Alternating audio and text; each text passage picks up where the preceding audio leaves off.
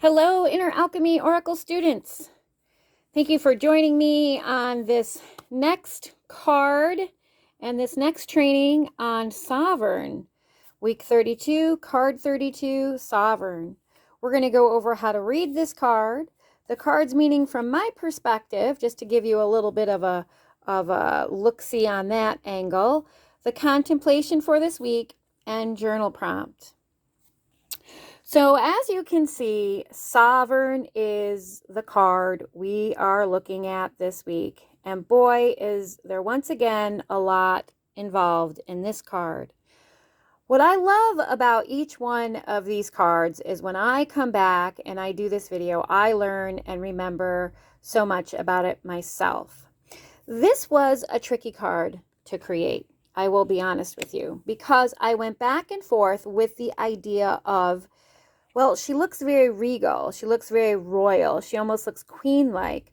But I didn't quite want to use the word queen as much as I wanted to use the word sovereign.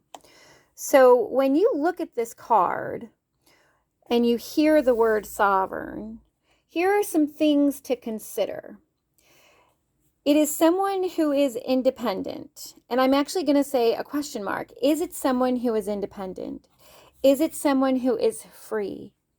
Is it someone who is self-governing? In other words, if we look at someone who is self-governing, they actually have control over their body, all of their decisions, all of their actions. It's like self-governing, all right?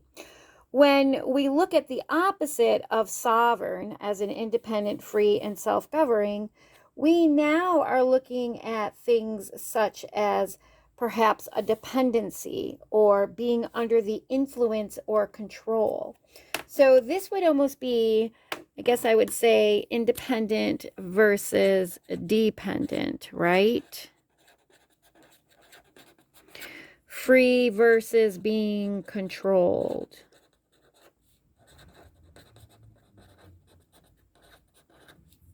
Self-governing versus being governed by someone else.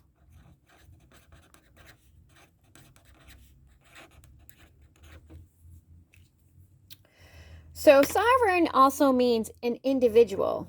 So once again, independence, individual, royalty. She doesn't need anyone to do anything for her. She just simply is independent. She does look a little bit queenly in nature, very royal, very regal. She is connected to the goddess. And also what you can look at is her hands. Notice her hands are like holding something. Notice when you look at her hands, I'll bring this up. It's as if she is imagining in her mind's eye and manifesting something that is uniquely to her, or something that she is wishing for or dreams. She's free of attachments. If you look at her, there's even, look at all of these little things that are kind of floating in the air, which I also feel is also tied into dream time. If you go back and look at the dream time card, there's a lot of orbs there. So her eyes are slightly, they're not quite all the way closed. There is a confidence, a gravitas about her. She has her hands in her lap. She is sure of who she is. She is independent. She is free. She is self-governing. And do you notice all of these little orby things, or all these little, I kind of think of them as these like manifestations. They even have crosses in them. I feel this is also connected to the Grail code when she's working with, which actually next week will be the Grail code. The Grail code is she's working with that Christed energy. It's gold. Notice it's gold, and they're rising.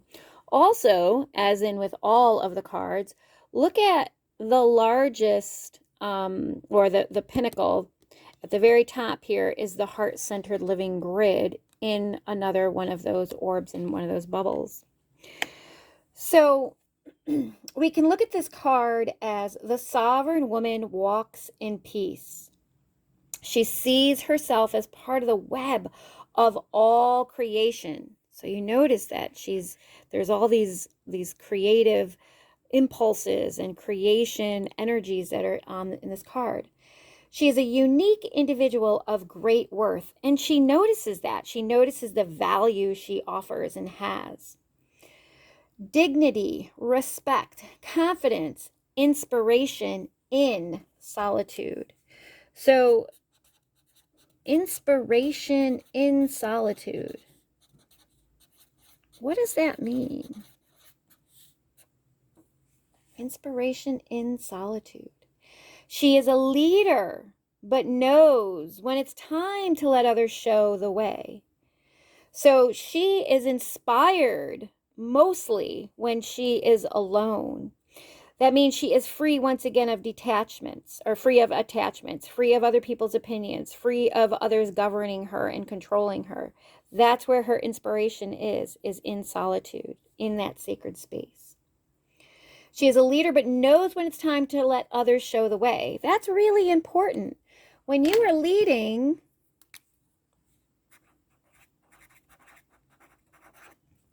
leading also means stepping back to follow.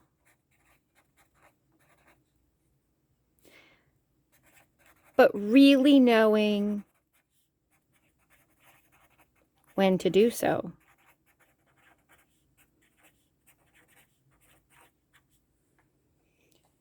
When you think of the days of the kings and queens, interestingly enough, they would follow orders before they would give their orders, but they would follow orders from who? The priests, or the men and women of the cloak, or the seers, or those who they entrusted with decisions that needed to be made that came from a higher energy, a higher place. So you can still be sovereign and receive information, but ultimately you want to look at, there's a difference between, are you being controlled? Are you being dependent? Are you being governed by someone else? So she's a leader, but knows when it's time to let others show the way, and she strives to learn and to teach, to share. And this is another really important thing. She's okay with keeping secrets. So she can keep secrets and remain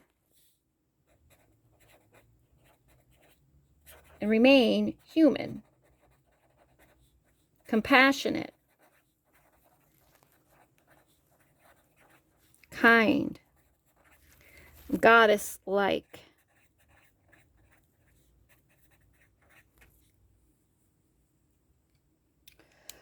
So when I was thinking when I created this card is, once again, we're looking at almost like, a queen, regal, royalty, manifestation, value, how you see yourself in the world, how the world sees you.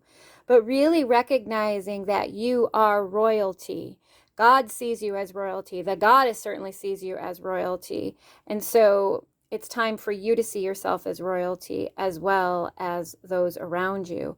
And if those around you don't see the value or the royalty within you, then it is time for you to show them what that looks like. So you have to be the example to show them. They can't simply they're not going to know that they're not going to assume that you are royalty or that they are royalty. It's a matter of walking the talk and talking the walk. So here is what I want you to contemplate for this week. Contemplation.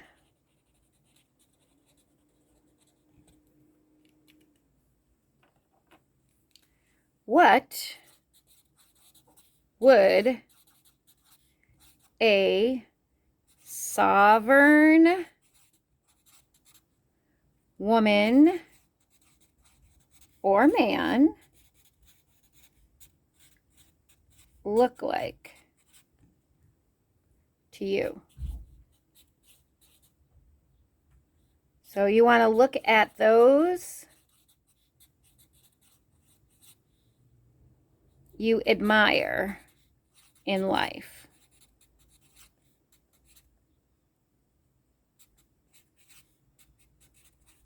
that are free,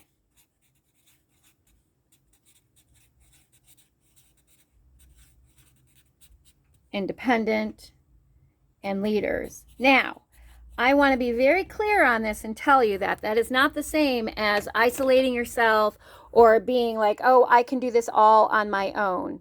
That's not what we're talking about. Really knowing the difference, right? As you can see, I even have a ring here. This is a copper ring. And what does the ring represent? There's a sovereignty, you know, like say if there's some people that actually end up almost like marrying themselves, right, before they marry someone else. So there is this real delicate line between doing for yourself, recognizing your independence, and allowing an other to step in and help. So, you know, really be careful with that. You know, being self-made or even isolation is not good if it's creating fear, or if you're feeling depressed, or you're feeling like, wow, I really need to get out and be around other people. So that's one of the contemplations, or the contemplation for this week. And then the other thing is here is your journal exercise.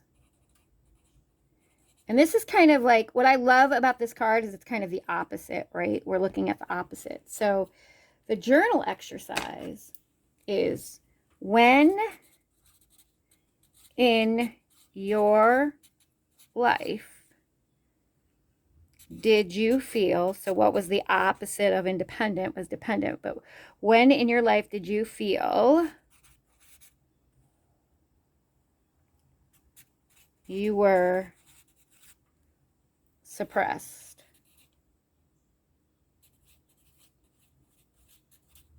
or oppressed? And how did you break free? Something tells me that's a super important story for you to remember and share with others. Okay? So thanks for joining me for week 32, card 32, Sovereign. It is a tricky card. It is a wonderful card. I, once again, as I say with most cards, place this on your altar. Meditate with it, contemplate with it. When you're even doing the contemplation, look at the card, see what's coming up for you, do the journal exercise. And as always, please share, if you will, share in the comments, you know, how this worked for you. Okay? All right. Have a wonderful, wonderful week.